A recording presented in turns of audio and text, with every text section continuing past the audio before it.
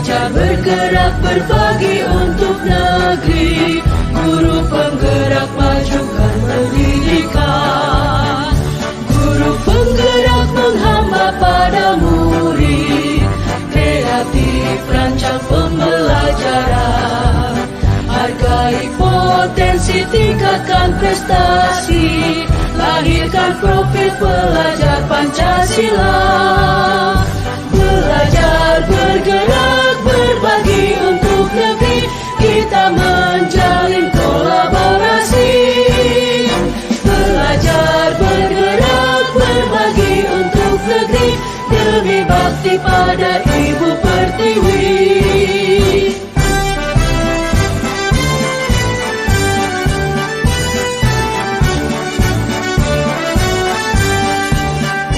Bulatkan tekad, kuatkan hati, negeri ini memanggilmu kawan. Belajar bergerak berbagi untuk negeri, guru penggerak. Anak-anak ibu semuanya, apa kabar anak ibu hari ini? Alhamdulillah, luar biasa, Allah Akbar. Alhamdulillah. Jadi hari ini kita karena baru masuk kelas pertama di tahun ajaran pertama, kita akan buat kesepakatan kelas dulu. Setuju? Setuju. Ya, terima kasih. Untuk apa kita buat kesepakatan kelas? Supaya kelas kita aman, nyaman belajarnya, ya kan? Dan mencapai apa yang kita ingin. Ya, jadi tentram dalam kelas kita. Jadi sekarang sebelum kita membuat kesepakatan kelas, Ibu jelaskan dulu tentang apa itu kesepakatan kelas dan apa itu keyakinan. Dari kesepakatan kelas itu adalah sesuatu yang boleh dan tidak boleh dilakukan di kelas kita. Ya, contohnya datang tepat waktu. Tidak boleh buang sampah sembarangan. Nah, itu nanti ya, tidak boleh buang sampah sembarangan. Itu masuk ke mana? Kesepakatan, ya. Nah, jadi kemudian dari kesepakatan itu nanti lahirlah keyakinan kelas. Kita buat kesepakatan hari ini? Sudah. Jadi sekarang Ibu bagikan kertas ini untuk menulis keyakinan kelas yang akan kita buat di kelas kita, ya. Nah, dari ini nanti kita tempel apa saja yang akan kita lakukan untuk kesepakatan kelas di kelas kita. Mudah-mudahan kelas kita jadi tempel.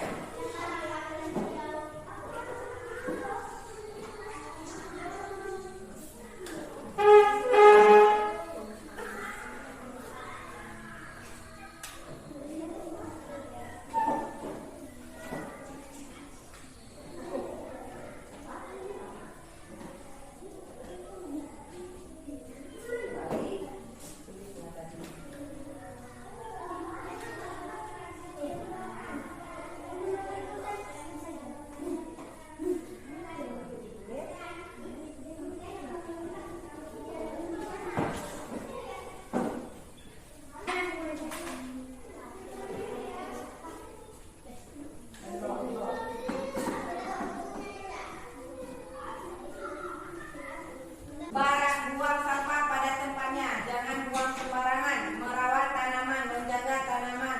Datang tepat waktu jika masuk kelas, beri salam. Tidak boleh mengganggu teman ketika belajar. Kita buat keyakinan. Dah, kita buat keyakinan dulu. Datang tepat waktu, masuk mana? Disiplin. Ya. Nah, datang tepat waktu, mengumpulkan tugas tepat waktu. Mana tadi kan? Mengumpulkan tugas tepat waktu, masuk disiplin orang lain. Dah. Kemudian kita lihat lagi ada yang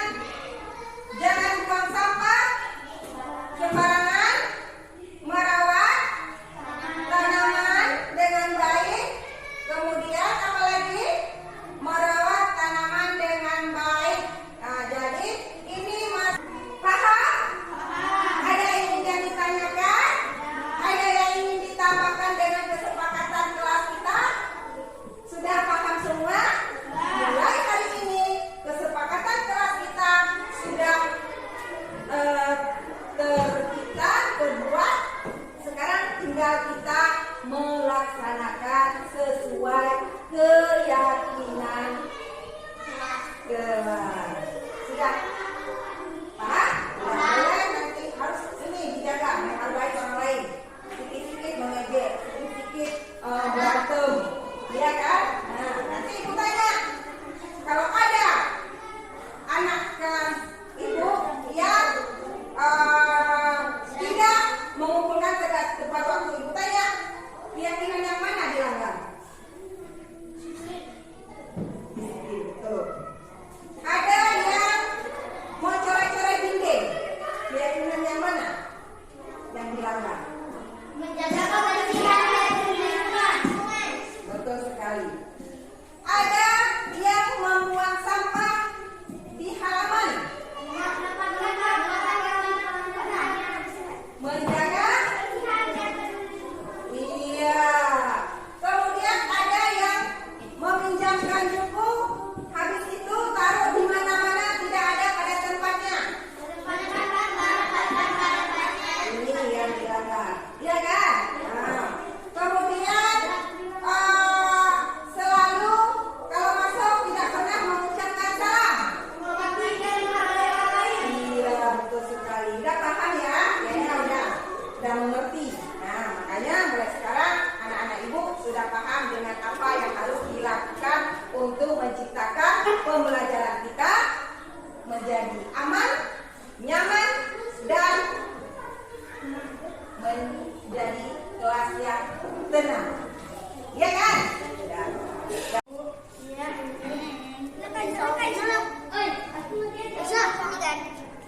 Guys, ini Kak.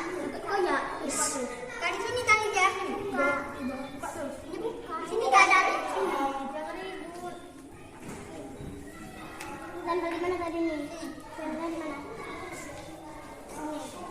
Ini gambarnya tuh. Assalamualaikum warahmatullahi wabarakatuh.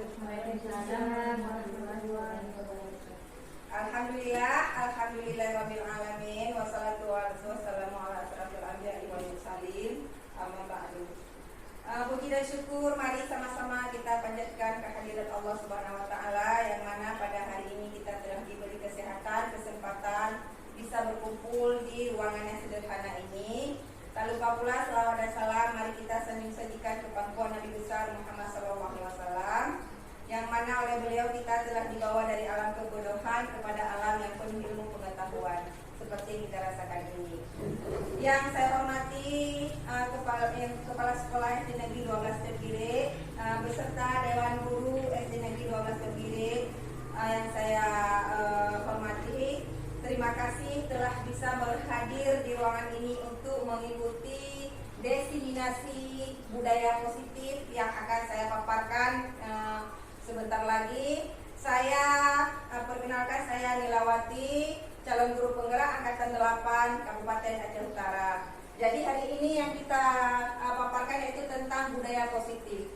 Budaya positif di sini adalah budaya. Budaya itu artinya kebiasaan ya. Kebiasaan positif itu kebiasaan yang baik ya, kebiasaan yang baik.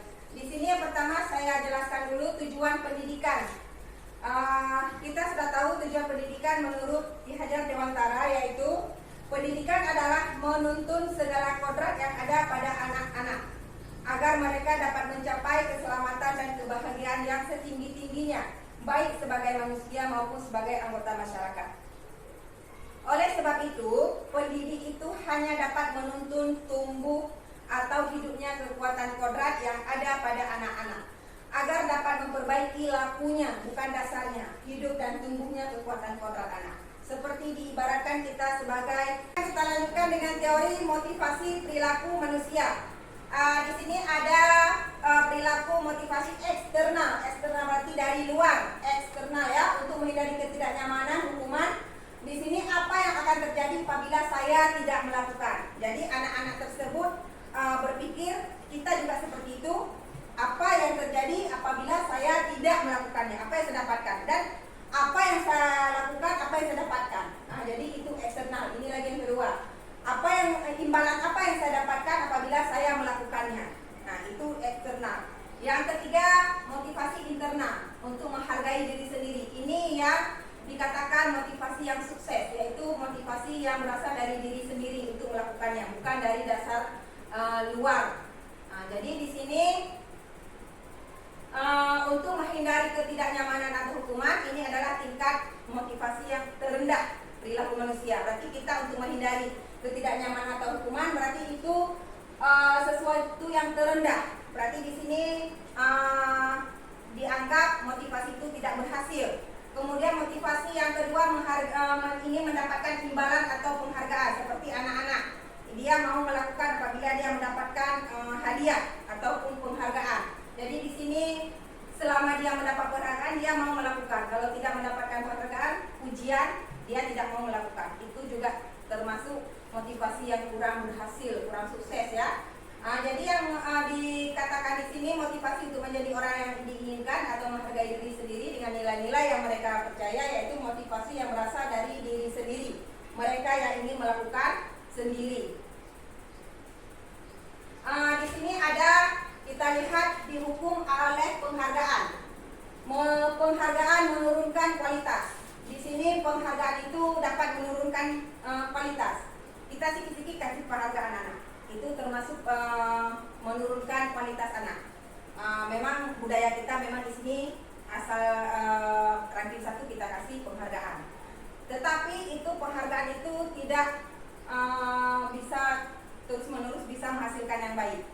Kemudian penghargaan bisa mematikan kreativitas. Bila anak tidak lagi dikasih hadiah, anak tidak mau melakukan lagi. Itu hukuman oleh penghargaan. Kemudian penghargaan mengurangi motivasi intrinsik. Dia timbul dari diri sendiri bahwa dia tidak mau melakukan karena dia tidak diberi hadiah. Ya, itu kurang tepat. Di sini kita lihat ada hukuman dan konsekuensi. Hukuman itu apa? Konsekuensi itu apa? Jadi hukuman di sini sesuatu yang menyakitkan harus terjadi, itu hukuman. Kalau konsekuensi itu sesuatu yang sudah terjadi, yang sudah kita sepakati. Misalnya anak berbuat salah sesuai kesalahan yang kita berikan, itu konsekuensi. Tapi kalau hukuman sesuatu yang mendadak. Oh, hari ini kamu terlambat bersihkan WC, itu hukuman. Tapi kamu hari ini terlambat, keluar 15 menit, kalau dia 15 menit terlambat, itu namanya konsekuensi. Kamu menyobek ataupun mencoret buku kawan, kita kasih hukuman berdiri di depan atau di lapangan, itu hukuman.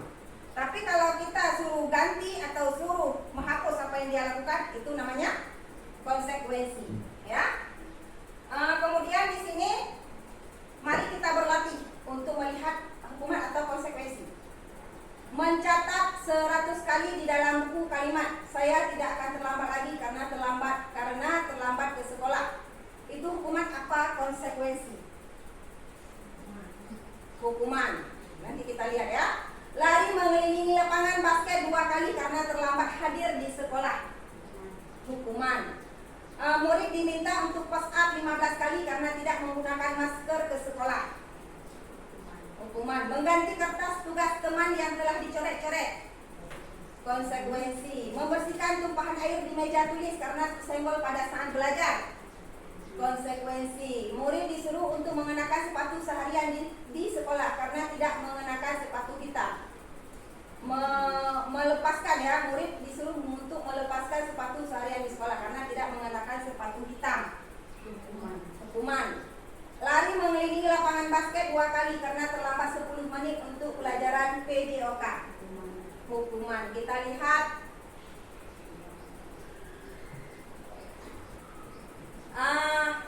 yang pertama hukuman, yang kedua juga hukuman, yang ketiga hukuman, yang keempat konsekuensi, kelima konsekuensi, kemudian yang ini hukuman, yang terakhir konsekuensi. Kenapa tadi kita bilang hukuman?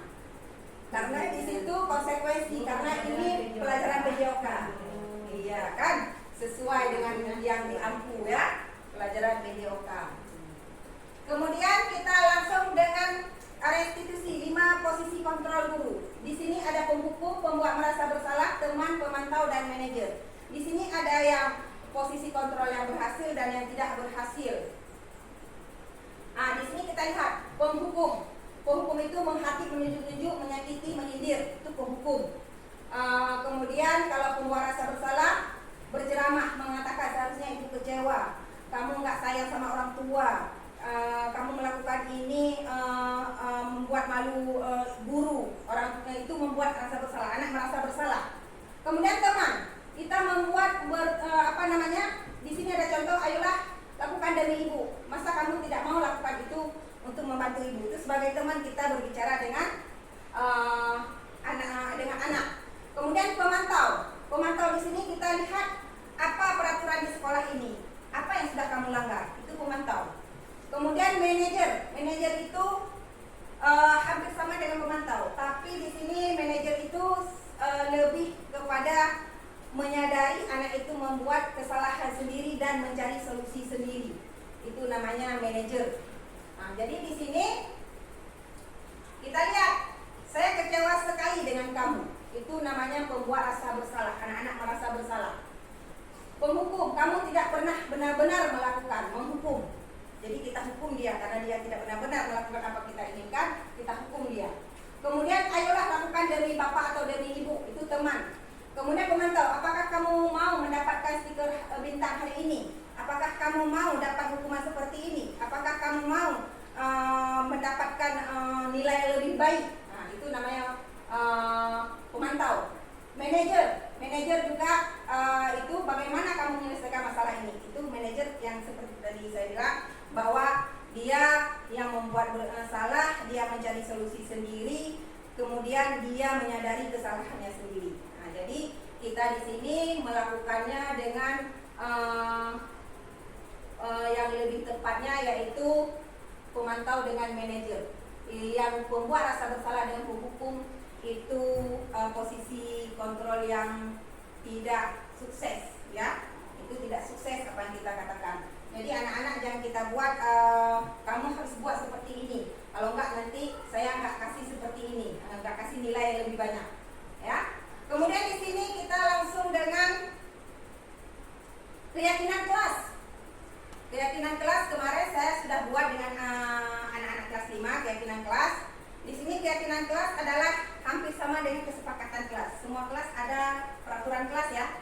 Peraturan kelas masuk tepat waktu, kemudian menjaga kebersihan sekolah, aktif dalam belajar. Ada lagi yang contoh dalam kesepakatan kelas di kelas kita, melaksanakan tugas piket dengan tepat waktu, ya. Kemudian tidak saling mengejek. Jadi di sini kesepakatan dengan keyakinan beda. Kesepakatan itu masuk ke peraturan. Peraturan itu kita bilang di situ jangan, dilarang. Itu peraturan. Tapi di sini kita jangan lagi buat anak jangan kita buat lagi peraturan ini harus dilakukan, harus, wajib, itu jangan lagi kita buat. Tapi kita buat keyakinan. Keyakinan itu apa? Nilai-nilai yang akan kita tanamkan dalam diri anak, yaitu bagaimana dia bisa menghargai orang lain, bagaimana dia bisa menjaga lingkungannya, bagaimana dia bisa berdisiplin. Nah, ini adalah kesepakatan dan keyakinan. Coba kita lihat dua-dua kesepakatan. Yang mana yang masuk dengan keyakinan? Sebelah mana yang masuk dengan keyakinan? Apakah yang sebelah sana atau yang sebelah sini? Yang masuk dengan keyakinan kelas. Keyakinan tadi nilai-nilai yang akan kita tanamkan dalam diri anak. Nilai-nilai kebajikan. Ya. Yang mana kita masuk ke keyakinan? Kami guru dan murid yang saling menyayangi, itu keyakinan. Kemudian kami murid yang semangat belajar. Kami murid yang peduli dengan teman-teman. Kami murid senang melakukan kerjasama. Nah, itu keyakinan. Berarti dia yang ingin melakukan, bukan kita yang kasih peraturan. Kamu harus gini, harus gitu. Nah, itu namanya keyakinan. Nah, mulai sekarang kita buat bukan lagi kesepakatan, bukan lagi peraturan kelas, tapi keyakinan kelas. Supaya anak-anak itu timbul dalam diri anaknya itu sendiri. Bagaimana dia melakukan hal tersebut. bukan dari kita. Yang seperti tadi saya bilang, motivasi internal, bukan eksternal. Ya. Nah, ini di sini kegiatan pendalaman keyakinan kelas. Yang pertama, kita lihat, terdengar, terlihat, berperilaku. Kemudian tampak seperti apa dan tidak tampak seperti apa. Dan bekerjanya juga tampak seperti apa dan tidak tampak seperti apa. Bisa kita lihat di sini yang terdengar. Satu orang berbicara, "Ayo saya bantu kamu bisa selesaikan ini. Terima kasih ya, boleh saya pinjamkan buku? Ini ya saya kembalikan." Nah, kita dengar dari anak-anak yang ngomong. Kemudian terlihat apa yang dia lakukan. Apakah dia ada bersimpati dengan kawannya? Apakah dia ada melakukan hal yang baik dengan kawannya? Kemudian berperilaku. Apakah dia ramah? Apakah dia angkuh dengan kawannya? Apakah dia kasar? Nah, itu berperilaku. Di sini tampak dan tidak tampak juga kita lihat datang. Apakah dia datang tepat waktu? Sering hadir tepat waktu. Kemudian apakah dia mengembalikan barang-barang dia pinjam pada tempatnya? Nah, ini juga tampak dan tidak tampak. Ini tabel Y dan tabel T, ya. Kemudian bekerja, apakah dia tekun dalam bekerja, menyerahkan tugas kepada guru tepat waktu. Kemudian dia yang tidak tampak, apakah dia acuh tak acuh dan tidak memberikan tugas. Nah, ini tugas kita semua untuk melihat apa yang murid kita lakukan, ya. Mudah-mudahan kita bisa menilai dan melihat murid-murid kita. Ini kita lihat peraturan dan keyakinan. Selalu kembalikan buku ke tempatnya. Keyakinan kelasnya yang bagaimana? Kita buat. Dilarang mengganggu orang lain. Apa keyakinan kelasnya? Kan ini peraturan kan? Peraturan itu kan dilarang, harus, wajib. Nah, dilarang melakukan kekerasan. Dilarang menggunakan narkoba, bergantian atau menunggu giliran. Gunakan masker, jangan berlari di kelas, jangan buang sampah sembarangan. Apa itu keyakinannya yang tepat kita? Berarti misalnya contohnya dilarang melakukan Kekerasan. Kami tidak akan melakukan kekerasan. Kami tidak akan melakukan kekerasan. Yang lebih tepatnya lagi, kami menghargai orang lain. Ya, menghargai orang lain. Kemudian atau menghormati. Kemudian hadir di sekolah 15 menit sebelum pembelajaran dimulai. Itu namanya apa? Disiplin. Nah, kita lihat ya. Nah, selalu kembalikan buku pada tempatnya. Berarti dia keyakinan kelasnya selalu bertanggung jawab. Dilarang mengganggu orang lain, menghormati orang lain. Saya suka menghormati orang lain. Kita tambah nanti. Saya suka menghormati orang lain. Hadir tepat waktu, menghormati orang lain dan berkomitmen. Berarti dia komitmen, sudah berkomitmen bahwa dia akan hadir tepat waktu. Dilarang melakukan kekerasan, keselamatan dan menghargai orang lain. Ya kan? Seperti tadi saya bilang, menghargai orang lain. Dilarang menggunakan narkoba. Berarti kesehatan. Saya suka dengan kesehatan. Saya akan melakukan hal-hal yang menunjukkan tentang kesehatan. Kemudian bergantian atau menunggu giliran, menghormati orang lain dan bersabar. Ya, kita bisa tambah nanti, nggak mesti kayak gini. Jadi anak-anak misalnya kita larang untuk buang sampah sembarangan, mengumpulkan tugas tepat waktu, tidak saling mengejek. Nah, itu bisa kita masuk ke menghormati orang lain, ya. Mudah-mudahan nanti semua bisa kita buat ya keyakinan kelas ya. Nah, jadi yang kelas 5 kemarin sudah saya buat keyakinan kelasnya. Ini kegiatan saya ini belum saya print, cuma ini yang saya buat. Kemarin anak-anak ada bilang datang tepat waktu, tidak memotong pembicaraan guru. Kemudian anak-anak ada yang mengatakan mengembalikan buku pada tempatnya. Kemudian ada juga anak-anak mengatakan bahwa menyiram bunga, ya. Jadi peduli lingkungan, menyiram bunga, piket. Jadi masuk ke keyakinan kelas. Itu bisa kita gabung dari beberapa peraturan, bisa kita buat ke dalam satu keyakinan, ya. Kemudian kita masuk segitiga restitusi. Apa itu segitiga restitusi? Di sini yang pertama validasi kebutuhan. Yang pertama menstabilkan identitas dulu, kemudian memvalidasi kebutuhan, kemudian baru menanyakan keyakinan. Kemarin saya sudah buat tentang kasus bagaimana kita membuat anak itu merasa dia mengaku kesalahannya ataupun membuat siswa tersebut mengakui apa yang dia lakukan. Menstabilkan identitas. Apa itu menstabilkan identitas? Untuk membuat anak yang merasa gagal karena berbuat salah, kemudian menjadi positif terhadap dirinya. Apa yang dikatakan oleh guru? Berbuat salah itu hal yang manusiawi. Tidak ada manusia yang sempurna. Jadi kita bilang sama anak-anak tersebut, Bapak Ibu juga pernah buat salah, tapi kita pasti menyelesaikan masalah ini. Bapak tidak tertarik. Ya, ini contoh-contoh ya. Yang pertama, semua anak bisa berbuat salah. Satu. Kita tergantung permasalahan yang dia buat. Misalnya ada anak berkelahi. Saat ibu tidak mencari siapa yang salah, siapa yang benar. Nah, itu juga masuk ke identitas. Kemudian, kalau kamu menyalahkan dirimu sendiri terus menerus, apakah kamu bisa bersikap baik pada dirimu sendiri? Nah, jadi itu juga contoh-contoh kalimat utama yang akan kita selesaikan kasus dengan anak, ya. Kemudian kita lihat dengan menstabilkan validasi kebutuhan. Apa itu validasi kebutuhan? Pada dasarnya setiap individu itu tindakan manusia tujuannya adalah memenuhi kebutuhan dasar. Apakah itu penguasaan, kebebasan, kasih sayang, dan rasa diterima, kesenangan atau bertahan hidup. Yang tadi saya jelaskan bahwa guru yang pertama melakukan, kamu bisa saja melakukan hal yang lebih buruk, tapi kamu tidak melakukannya. Nah, itu juga kita melihat anak tersebut. Kemudian, apa yang penting bagi kamu? Apa yang penting bagi kamu? Yang kalau dilakukan ini penting nggak sama kamu? Nah, jadi kamu boleh tetap usaha menjaga sikap itu, tetapi tambahkan sikap yang lain yang baru. Nah, jadi jangan pertahankan boleh sikap yang kamu miliki ini, tapi kamu boleh tambahkan sikap yang lain kepada dirimu yang lebih baik. Maukah kamu belajar cara yang lain untuk mendapatkan yang dibutuhkan tanpa harus memukul? Nah, jadi anak-anak kan sering berkelahi. Kita tanya, selain memukul, ada nggak cara lain kita menyelesaikan masalah? Kamu menyelesaikan masalah dengan kawan. Yang keempat, apakah kamu bisa melakukan yang lebih baik dari lebih baik besok lagi? Nah, jadi dia hari ini sudah buat salah. Kita besok menanyakan kepada anak tersebut, apakah kamu bisa besok melakukannya yang lebih baik lagi? Nah, jadi itu validasi kebutuhan. Kemudian baru kita melakukan keyakinan. Jadi tiga-tiga itu masuk dalam satu kasus.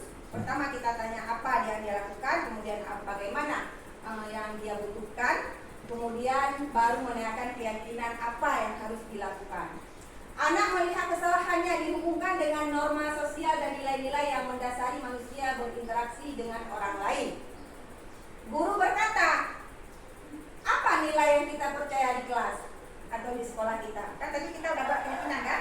Jadi dari keyakinan itu, apa nilai yang kamu dapat, yang kamu lakukan di kelas? Apakah sesuai dengan nilai yang sudah kita buat di kelas? Misalnya ada anak berkelahi, apakah sudah sesuai dengan nilai yang kita buat di kelas? Ada anak yang datang terlambat, kita tanya, apa nilai yang sudah kamu hargai di kelas? Nah, jadi kamu ingin seperti apa? Apa yang kamu rasakan ketika kamu melakukan itu? Kamu menjadi orang yang seperti apa? Nah, jadi itu kita tanyakan keyakinan yang dia miliki sama dia. Jadi kita selesaikan masalah atau kasus dengan dia berbicara sendiri, menyelesaikan masalah sendiri, kemudian mengingat nilai apa yang dia langgar dan nilai apa yang dia lakukan. Jadi itu tentang segitiga restitusi. Ini yang saya lakukan kemarin. Kasus pertama, ya, dan kasus kedua, yaitu anak yang datang terlambat dan tidak mengumpulkan tugas tepat waktu. Jadi hanya ini yang dapat saya paparkan tentang budaya positif di sekolah kita. Mudah-mudahan ke depan kita bisa wujudkan budaya positif yang telah kita buat juga kita lanjutkan dan akan kita tambahkan dengan hal-hal yang baru, ya. Kemudian dengan kita berperilaku pada anak, kita juga harus memahami perilaku anak dan memberikan hal-hal yang positif kepada anak, bukan hanya kita memberi penghargaan atau penghukum. Nah, mudah-mudahan dengan materi yang saya jelaskan ini, Bapak Ibu bisa